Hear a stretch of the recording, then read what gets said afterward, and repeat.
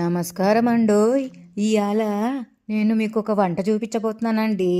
అది ఏం లేదండి, చాలా చిన్నగా సింపుల్ వంట అండి.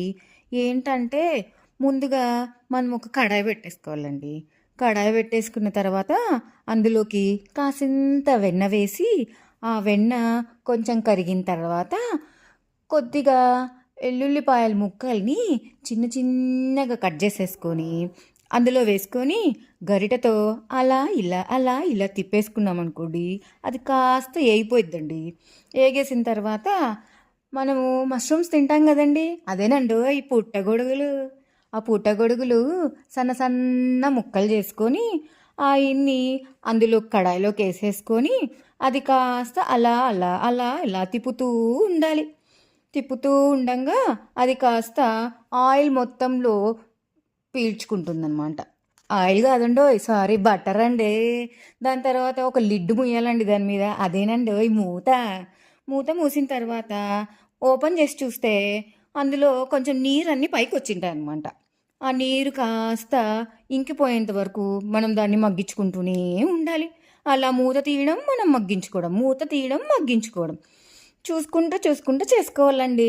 దాని తర్వాత నీరన్నీ ఇంకిపోయిన తర్వాత అందులోకి సన్నగా తరుక్కున్న పాలాకు ముక్కలు ఉంటాయి కదా, ఆ పాలాకు ముక్కలు కూడా అందులో చేర్చేసి దాన్ని కూడా మొత్తం ఒకసారి తిప్పేసి మళ్ళీ మూత పెట్టాలండోయ్. మళ్ళీ మూత పెట్టిన తర్వాత మళ్ళీ మూత ఓపెన్ చేసేసి మళ్ళీ ఇంకోసారి గరిటెను తీసుకొని అలా ఇలా తిప్పుకోవాలన్నమాట. మనకు పాలకు కొంచెం మగ్గిందని అనుకున్నప్పుడు చీజ్ అని చెప్పేసి బయట దొరుకుతుందండి. ఆ చీజ్ ఒకటి రెడీగా పెట్టుకోండి. దాని తర్వాత ఆ పాలకు వేగిన తర్వాత చిల్లీ ఫ్లేక్స్ తెలుసు కదండి, అదే ఎండుమిరపకాయలని ఒక ముక్క ఆడిస్తే చిల్లీ ఫ్లేక్స్ అవుతుందండి. అలానే ఆరిగేనో అని చెప్పేసి ఒక పొడి వస్తుందండి.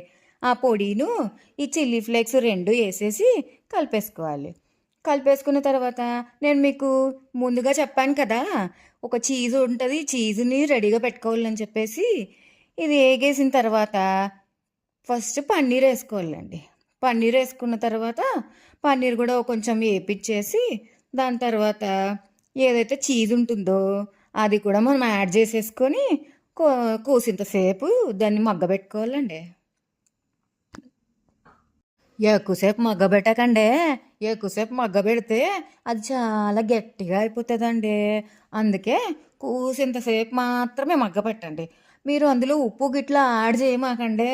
ఉప్పు యాడ్ చేశారనుకోండి, ఆల్రెడీ చీజ్లో కొద్దిగా ఉప్పు ఉంటుంది, అలానే వెన్నలోనూ ఉప్పు ఉంటుంది, పన్నీర్లో కూడా కొద్దిగా ఉప్పు ఉంటుంది.